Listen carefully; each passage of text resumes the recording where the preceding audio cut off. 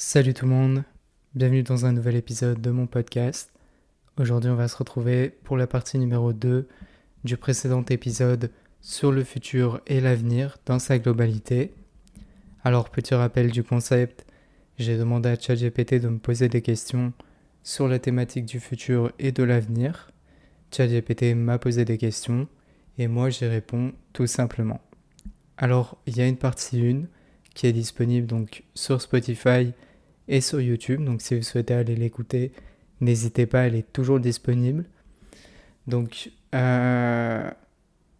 j'explique dans cette première partie. Il y avait 5 questions.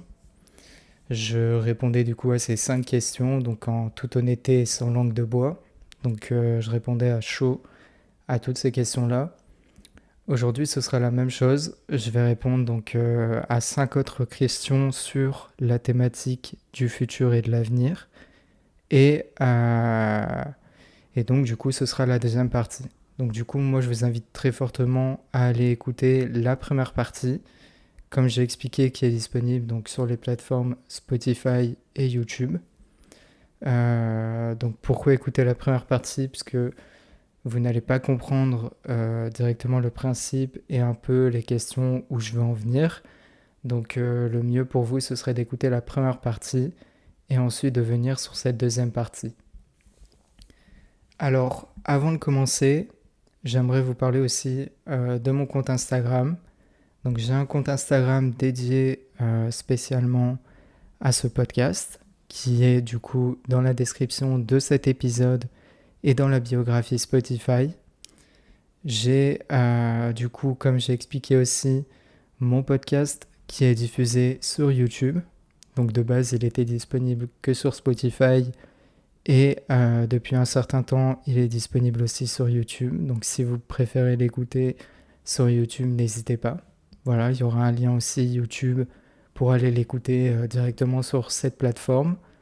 Et, euh, et je pense en tout cas qu'on a fait le tour. Donc juste aussi avant de commencer, petite piqûre de rappel pour aussi vous dire que je ne suis pas un expert dans le domaine du futur et de l'avenir. Et c'est pour ça aussi que j'ai expliqué que j'en parlais, plutôt que je parle à chaud de cette thématique-là, parce que je ne suis pas un expert et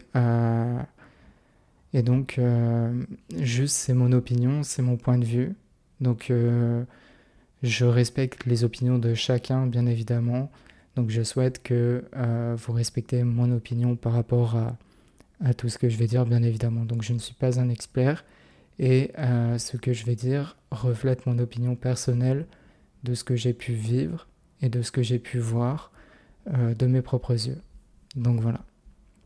Alors écoutez, on va conclure cette introduction et on va pouvoir passer tout de suite aux dernières questions. Donc du coup, première question de cette partie numéro 2. Quelle avancée médicale espérez-vous voir dans les prochaines décennies? Alors, en termes d'avancée médicale, je trouve que le domaine de la santé a des très bons atouts en termes, d'avancée technologique, parce qu'aujourd'hui on peut le voir, mais je ne sais pas si vous avez déjà pu le voir, mais il y a des robots en chirurgie, peut-être pas dans toutes les cliniques, et je pense surtout en Amérique, mais il y a des robots dans, plutôt dans le domaine de la chirurgie qui font qui pratiquent du coup de la chirurgie, puisqu'il faut savoir que la chirurgie c'est quelque chose de très précis. Il faut vraiment pas se rater, et c'est là aussi où un être humain peut avoir tendance à trembler. Je vais pas dire ne pas faire de gestes précis, mais il peut être moins précis, il peut avoir tendance à trembler, paniquer. Donc voilà. Et c'est là où un robot un robot, mais on parle aussi d'intelligence artificielle. Mais c'est là où un robot peut ramener son grain de sel, on va dire entre guillemets, et faire avancer le domaine de la santé et du médical. Alors, il n'y a pas non plus seulement pour le domaine de la chirurgie, bien évidemment. Je pense que ça va plus loin que ça. Mais je trouve que le domaine de la santé a pas mal de choses vis-à-vis de la technologie qui est très bon. Parce que souvenez-vous que dans le précédent épisode, je dénonçais un petit peu, donc de manière mal, la technologie. C'est vrai que j'avais tendance à dire que la technologie n'était pas très très bon pour nous et que c'était pas la meilleure chose qui soit. Mais là, je pense que pour le domaine médical, elle peut vraiment aider les soignants et tout ce qui est infirmier, donc le corps médical. Et j'espère voir une évolution donc un peu plus importante, une meilleure évolution, quelque chose d'utile, même si ça l'est déjà aujourd'hui, mais quelque chose de plus utile et qui pourra donc aider nos soignants donc, dans leur étape, dans leur future étape de leur vie en tout cas. Voilà.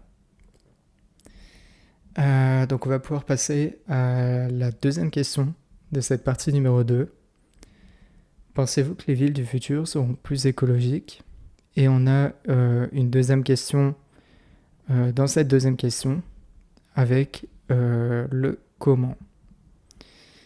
Alors, pensez-vous que les villes déjà seront plus, enfin les villes du futur seront plus écologiques ? De mon côté, je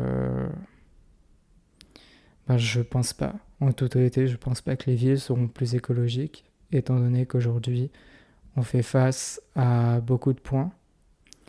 Je sais qu'aujourd'hui déjà, les plus jeunes d'entre nous, les jeunes d'aujourd'hui et certainement les adultes d'aujourd'hui ont beaucoup plus conscience de leur impact écologique et donc essayent de faire donc le plus attention donc à leur impact. Je sais que c'était pas forcément le cas fut une certaine période, mais je sais que c'est pas forcément le cas non plus aujourd'hui. Alors est-ce qu'on peut dire que dans le futur les villes seront plus écologiques ? Je pense pas, parce que on le voit encore aujourd'hui, mais il y a pas mal de points qui sont à régler. Le tri sélectif qui n'est pas toujours fait. On peut parler d'autres points comme on l'avait abordé donc précédemment, le réchauffement climatique. Il y a vraiment beaucoup de points, donc l'écologie recoupe beaucoup de choses et chacun a sa part d'éco-responsabilité qui doit prendre conscience que l'environnement et la nature est pour tout le monde et surtout si on veut donner le meilleur des avenirs à la future jeunesse.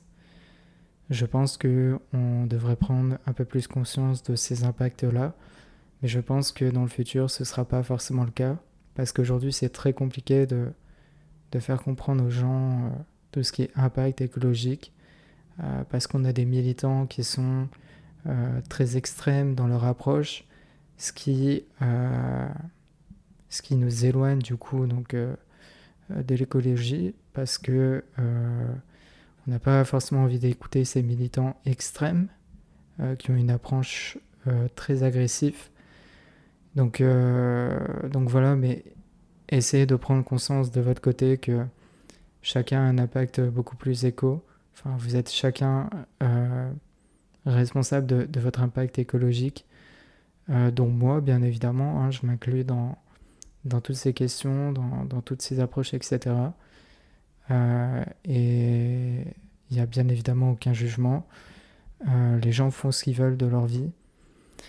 Mais pensez-vous que les villes du futur seront plus écologiques ? Moi, je ne pense pas. Et si on devrait répondre à la question du comment, si ce serait le cas, moi, je dirais plutôt par une certaine approche, donc des gens qui ont pris conscience que le monde et l'environnement va mal et que chacun a une part de responsabilité et que du coup le monde est devenu plus éco-responsable avec toutes ces choses-là, etc. Donc voilà, moi je pense pas personnellement de mon côté, je pense que au contraire ça se dégradera et que même si on essaye, on tente de faire des choses, etc., ce serait très compliqué d'arriver à un bon résultat.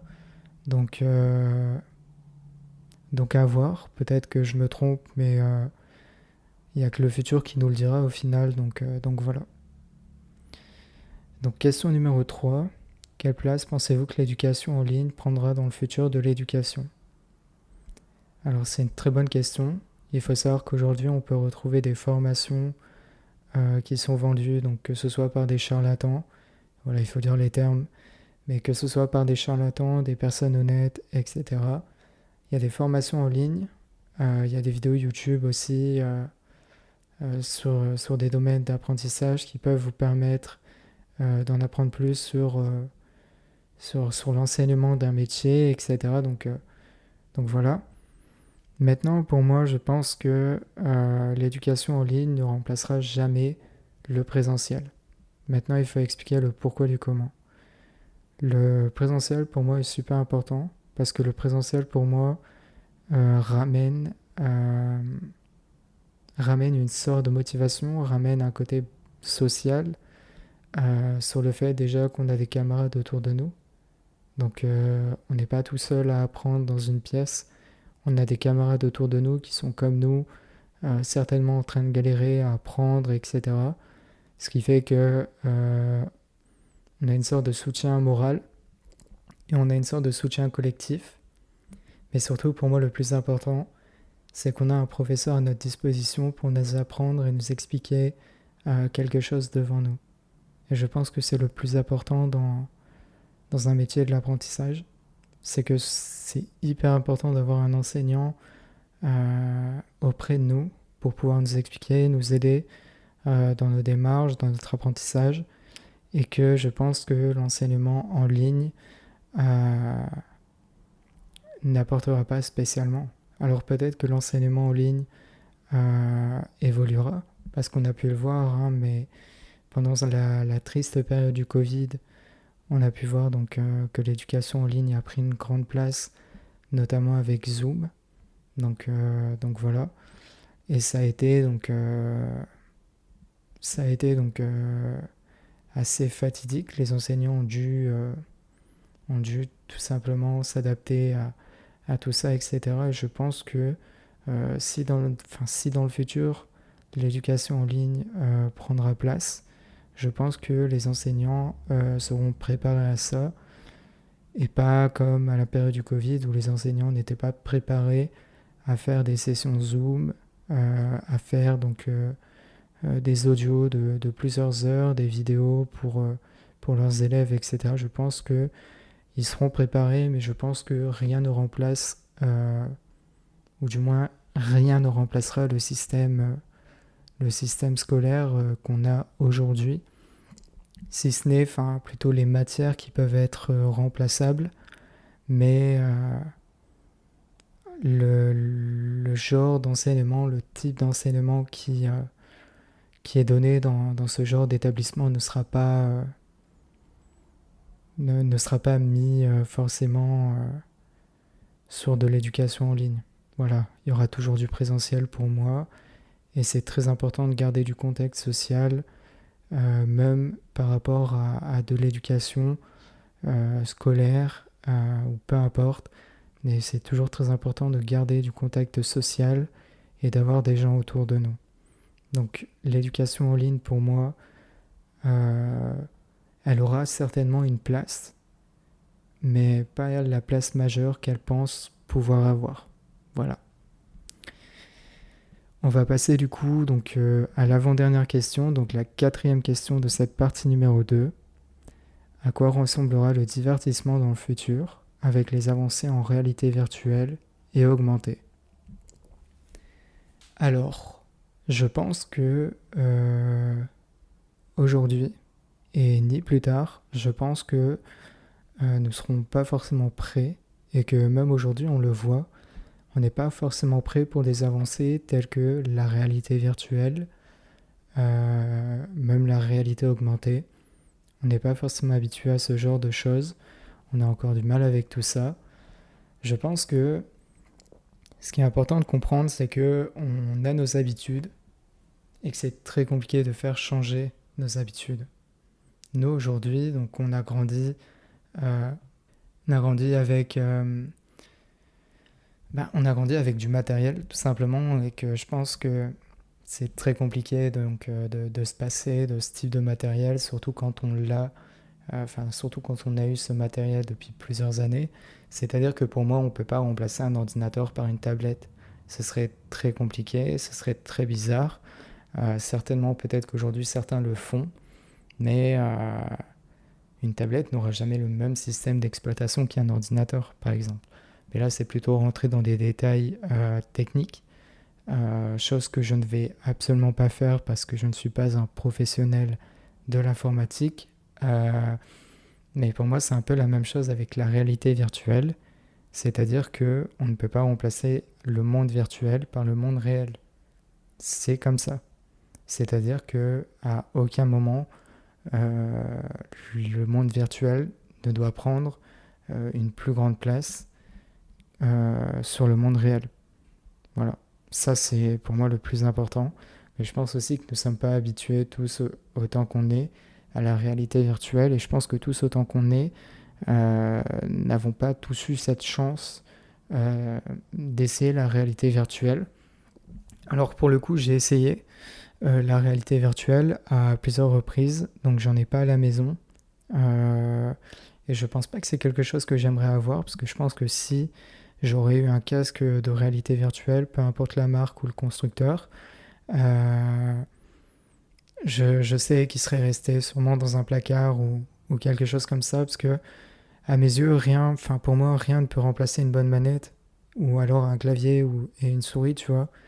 Mais le fait de jouer avec de la réalité virtuelle, c'est marrant pendant 1 heure, 2 heures, mais très vite, on se lasse en fait de cette manière de jouer, où on se rend compte que déjà dans un premier temps, on est très limité, et, euh, et aussi, ben, ça, c'est encore une fois pour moi vraiment, tout est une expérience de joueur.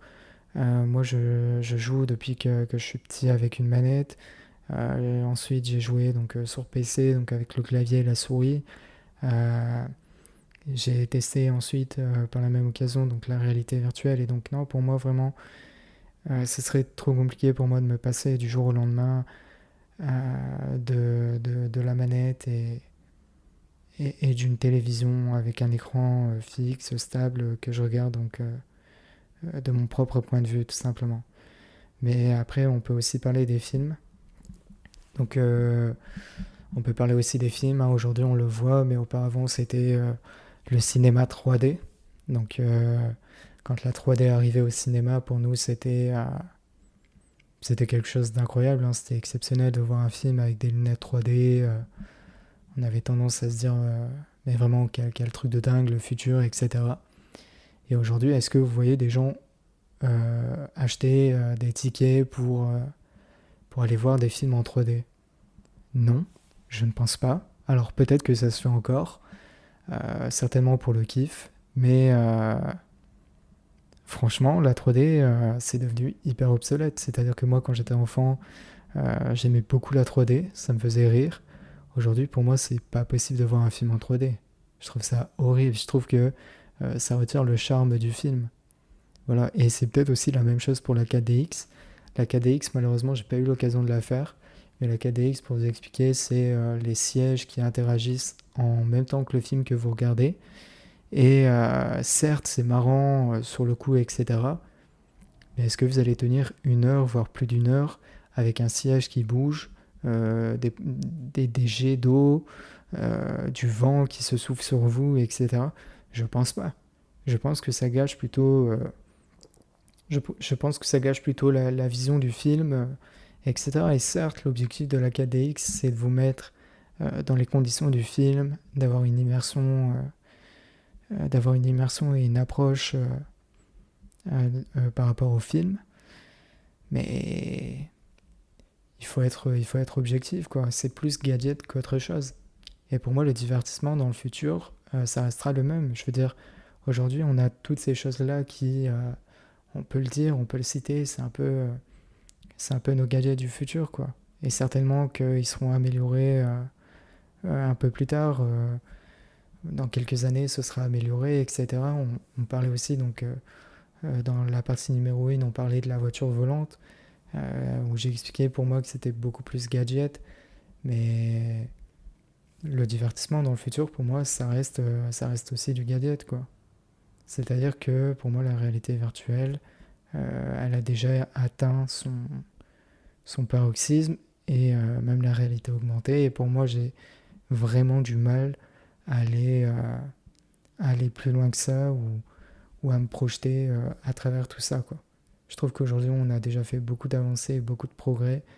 Et, et c'est fou de se dire que on évolue en permanence encore et encore et encore.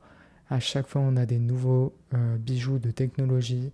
À chaque fois, on a des nouvelles méthodes, des nouvelles approches vis-à-vis de la technologie. Tout, en tout cas, pour pousser le consommateur à se dire, bah ok, ce que j'ai en face de moi, c'est génial, c'est de la nouveauté et ça durera dans le temps. Sauf que c'est pas forcément le cas et la réalité virtuelle, déjà dans un premier temps, nous l'a prouvé. Et je pense que, si je dis pas de bêtises, je crois que c'est le constructeur Sony, donc PlayStation, avec leur casque de réalité virtuelle, qui a décidé d'arrêter la production de leur casque à réalité virtuelle parce que ben, ça se vend pas. Tout simplement, ça se vend pas du tout. Voilà, ça ne marche pas. C'est-à-dire que les clients ne sont pas fans de ça. Euh, les constructeurs, eux, ils voient une opportunité, ils voient le futur, mais les clients, eux, n'accrochent pas et n'adhèrent pas à ça. Certainement aussi un problème de prix, parce que c'est très cher d'avoir accès à la réalité virtuelle, mais il faut aussi prendre conscience que à chaque fois, il y a toujours des nouvelles choses qui arrivent et que on est, comme j'ai dit, en permanence dans une évolution permanente avec des nouvelles choses qui arrivent à une vitesse folle, donc on n'a pas le temps de s'adapter à tout et on ne peut pas tout prendre en compte. Et c'est un peu aussi, comme j'ai dit, c'est un peu ce qui est arrivé aussi avec le cinéma, la 3D et le 4DX, où là pour moi ça a pas vraiment d'intérêt, c'est plutôt marrant, c'est gadget, c'est drôle, mais tenir 1 heure de film avec un siège qui bouge, moi je me verrais pas personnellement. Après, je sais pas, peut-être que vous c'est le cas. Et si vous voulez en parler, n'hésitez pas à venir en dialoguer avec moi sur Instagram. On pourra certainement en débattre. Mais moi, je vous avoue que de mon côté, moi, je me verrais très mal m'asseoir sur un siège, me dire, ok, je paye ma place. Paf, j'ai des jets d'eau, le bruit du vent, enfin, le souffle du vent, le siège qui bouge. Et en plus de ça, être captivé sur le film, enfin, ce serait trop compliqué. Après, c'est vrai que ça reste du divertissement. Et pour moi, c'est une approche assez futuristique. Donc voilà. Mais pour le coup, pour cette question, j'ai un peu du mal parce que c'est un peu comme, c'est un peu comme les précédentes questions. C'est très compliqué d'avoir une approche vis-à-vis de tout ça, étant donné que ben, on n'est pas dans le futur, quoi. Voilà, on n'est vraiment pas dans le futur, on est plutôt dans une thématique du présent.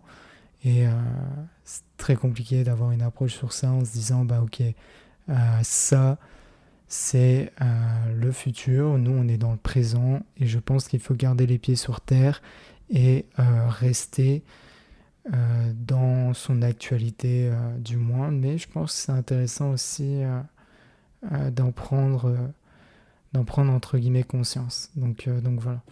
Moi, je pense que je vais pas m'avancer plus par rapport à cette question. Je pense qu'on va plutôt aller sur la dernière question et ensuite on conclura donc cette dernière partie.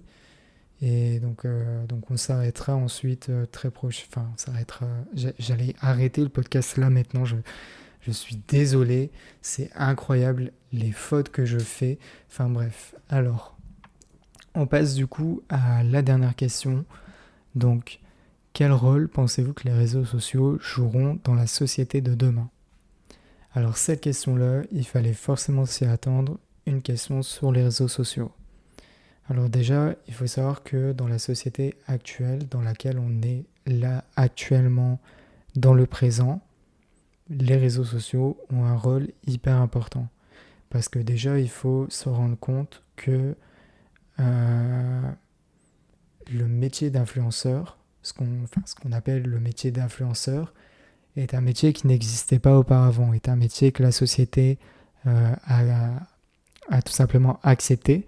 Donc un métier en auto-entrepreneuriat, voilà, je vais y arriver.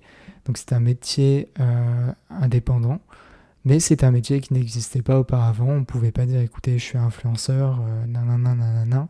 Ce n'était pas possible. Dans la société d'aujourd'hui, c'est accepté.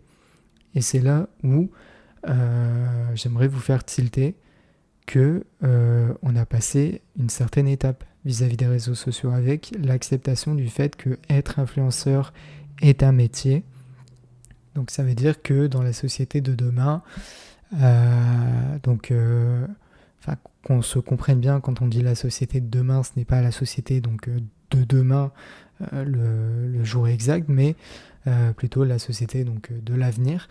Mais du coup, les réseaux sociaux joueront un rôle beaucoup plus crucial, étant donné que aujourd'hui, il y a beaucoup de monde qui prennent conscience que on n'a qu'une vie et on a des rêves et on a envie de vivre de ces rêves. Et il y a beaucoup de personnes qui le font, qui essayent de vivre de leurs rêves et qui se mettent sur les réseaux sociaux.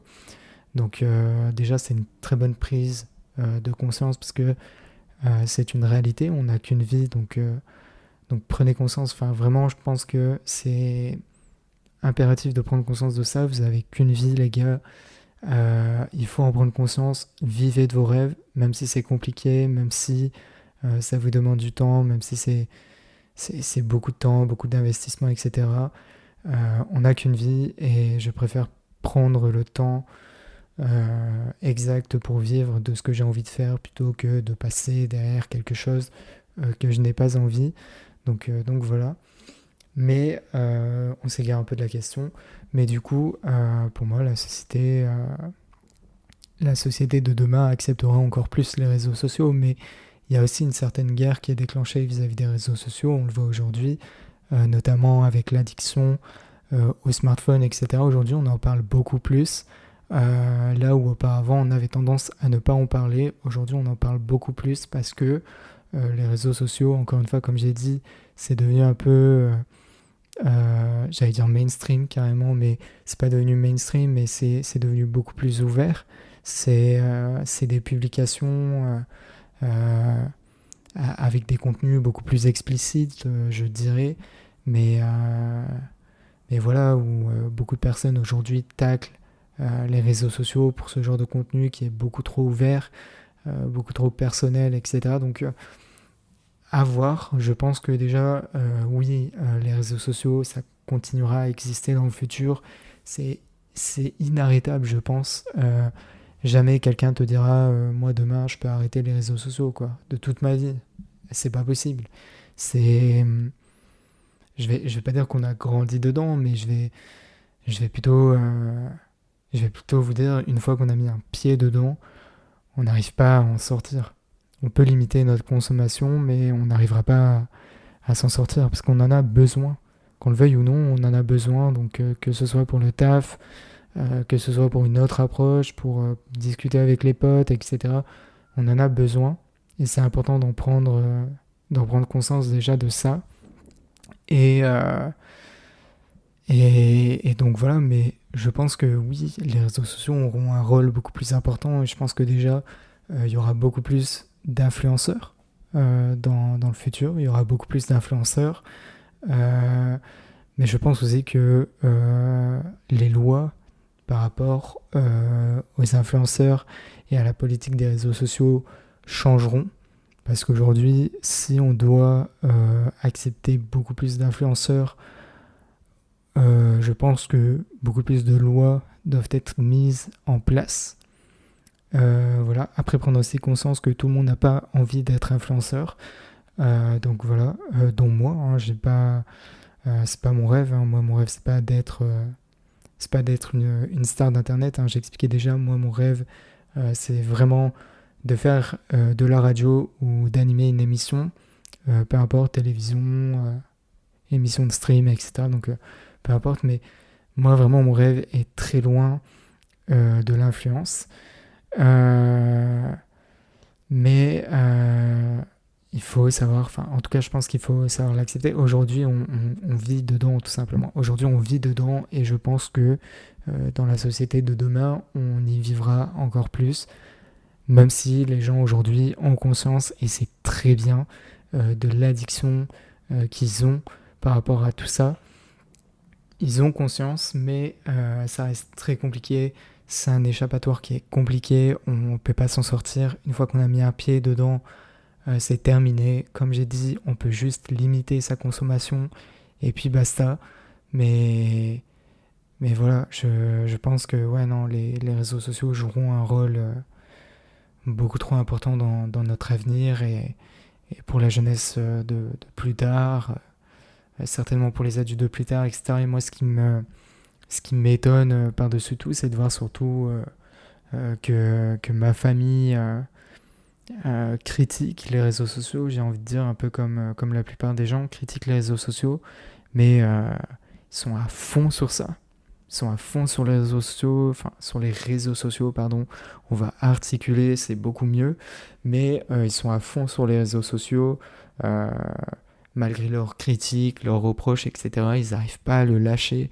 Et c'est vous dire à quel point ça touche tout le monde, donc que ce soit les plus jeunes comme les adultes. Et malheureusement, il n'y a aucune règle, aucune désintox qui est mis en place par rapport à tout ça. Donc voilà, donc j'ai peur quand même pour l'avenir des réseaux sociaux dans la société de demain. Mais encore une fois, parmi toutes ces questions-là, je pense qu'il n'y a que l'avenir et le futur qui nous le dira. Donc on le verra au fur et à mesure des années qui passeront. Donc voilà. Après encore une fois, hein, je pense que mes opinions et mes avis peuvent changer au fur et à mesure des années. Hein, forcément, on verra au fur et à mesure des années de l'évolution, comme j'ai dit, hein, il y a de l'évolution constante aujourd'hui, que ce soit sur la technologie, que ce soit euh, dans les enjeux de la vie réelle, etc. Il y a une évolution constante par rapport à tout ça, donc c'est quelque chose à prendre conscience et seul le futur nous le dira, mais je pense qu'il n'y a que les gens stupides qui ne changent pas d'opinion et je pense que je ne ferai pas partie de ces personnes-là parce que ce que je vous dis là, ça représente mes opinions actuelles, mais je pense que très prochainement, quand je verrai un peu le déclin, le gars est trop pessimiste, mais quand je verrai peut-être un peu le déclin ou peut-être la joie de cette nouvelle société, euh, peut-être que je changerai d'opinion, je changerai d'avis. De toute manière, c'est un peu... Enfin, on est un peu tous fait comme ça, quoi. C'est-à-dire qu'on a une opinion précise, mais une opinion qui peut changer au fur et à mesure du temps. Et c'est comme ça. Donc voilà. Donc écoutez, ben, c'était la dernière, enfin, c'était la dernière question. Donc on va pouvoir conclure donc, cet épisode de podcast qui sera certainement beaucoup plus court que l'épisode précédent, donc que la partie 1. Donc j'espère que le podcast vous aura plu. Donc si le podcast, enfin plutôt cet épisode, enfin je vais dire cet épisode parce que ce podcast ça peut mettre en confusion certaines personnes. Donc j'espère que cet épisode de mon podcast vous a plu. Si cet épisode vous a plu, n'hésitez pas à le partager avec vos amis, votre famille. Vous pouvez le partager aussi sur les réseaux sociaux. Donc c'est là aussi, comme je disais aussi dans la partie 1, c'est là où les réseaux sociaux ont du bon. C'est qu'on peut partager du contenu et soutenir les gens. Donc voilà. Vous pouvez donc partager le contenu Spotify, mais vous pouvez aussi partager le contenu YouTube. Je vais encore une fois vous parler donc d'Instagram une dernière fois, mais si vous souhaitez me rejoindre sur Instagram, sur la chaîne ou plutôt le compte Instagram de mon podcast, n'hésitez pas, les deux liens. Alors quand je dis les deux liens, c'est vraiment un seul lien attitré, mais plutôt je mettrai donc le lien sur la biographie Spotify et dans la description donc, du podcast. Et donc aussi le podcast qui est disponible sur YouTube si vous souhaitez donc, l'écouter sur YouTube, vous abonner. Donc tous les épisodes sont disponibles du début jusqu'à la fin, donc du premier épisode que j'ai sorti au dernier en date, donc qui est celui-ci. Tous les épisodes sont disponibles, donc vous pouvez les écouter aussi sur YouTube. Et donc voilà. Moi j'espère en tout cas que de mon côté ça vous aura fait plaisir. Ça aurait certainement été un court podcast, je verrai ça à la fin pour voir quel temps ça m'aura pris. Ça aurait été donc un court podcast, mais donc forcément c'est une partie 2 et je pense qu'une partie 2 on a certainement moins de choses à dire. Je pense que la partie 1 j'avais peut-être beaucoup plus de trucs à dire, mais j'espère que ça vous aura plu, que ça vous aura intéressé. Donc moi de mon côté, je vais vous laisser là, tout simplement, parce que j'ai l'impression que je divague dans mes propos. Donc du coup, je vais vous laisser là et tout simplement, je vous souhaite à toutes et à tous une bonne continuation donc, dans vos vies, dans vos projets. Et du coup, je vous dis à la prochaine.